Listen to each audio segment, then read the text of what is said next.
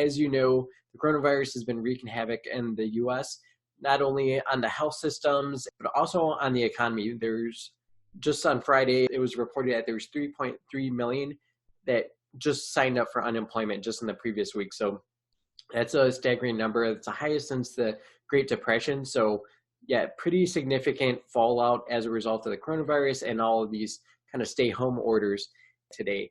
I'm going to be breaking up the video into bite-sized pieces, but I'll also record it in full. So if you want to listen through all the pieces, you can definitely do that, or you can hone in for your convenience on the ones that are going to be most relevant to your situation. But why was the CARES Act passed? So I mentioned the economy, but what it makes me think of visually is, if you've ever seen Spider-Man, one of the common things that happens is he has two things going on at the same time. There's a train that's about to run off a bridge, and so what he does, he goes, saves it, shoots it with the spider web, and he kind of suspends it.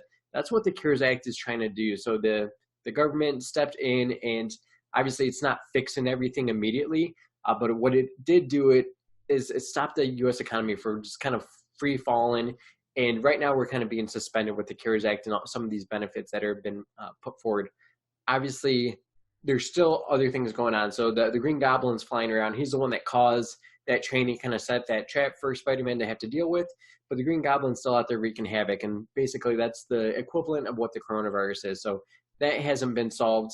So with that, we can dive into the financial topic. So there's really three big pieces. So it's going to be whether or not you're going to get a check, what unemployment would look like if you ended up needing to use that, and then also student loan impact and some of the features there. So again, you can watch these separately.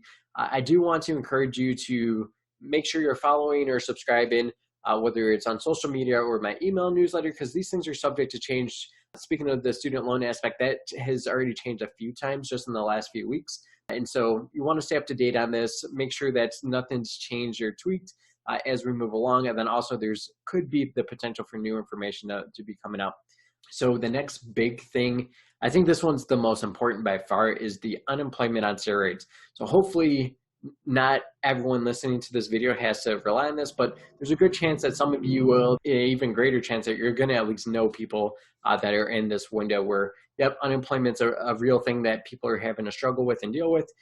The unique thing about this unemployment on steroids, it actually is reflective of what they're doing to unemployment. In some cases, they're doubling the payment that you'd receive. And so this is what they're doing. Normally, when you file for unemployment, you have to wait a week before you start receiving a paycheck. The government said, nope, we're not going to make people do that during this time period. So they're actually going to cover that first week that normally you wouldn't receive anything.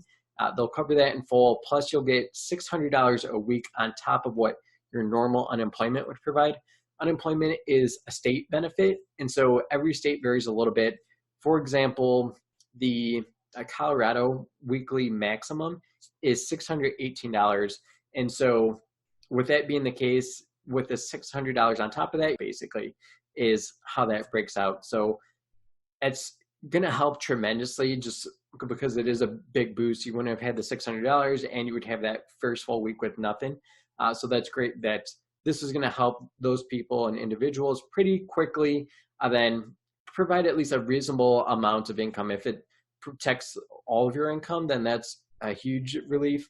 I know there's a lot of people sometimes that have larger earnings per month, but they're not able to build up the emergency savings that they would have preferred to before running into this unique period. But it's still going to help. So there might be a gap for some of the high earners listening to this that, yeah, well, if you're used to making $6,000, there's going to be a gap there. Definitely look at the numbers, make sure that you're doing everything you can to just be efficient until you get back on your feet as far as employment goes. One other huge benefit is they're actually extending this an additional 13 weeks. So traditionally unemployment lasts about 26 weeks as far as the maximum goes. And so obviously if you get employed, then you turn it off. But it was limited to 26 weeks. Now they're adding 13 weeks onto it. So that's important to be aware of. So I know there's a lot of interesting things to be coming up in the future. So definitely stay tuned. I'm going to try to always stress myself to make sure I'm making content that is easily accessible and available to anyone, even if you're not a client, because I truly believe that financial confidence as a way to just kind of help you live a better life. And so reach out anytime if you think I could add additional value for you.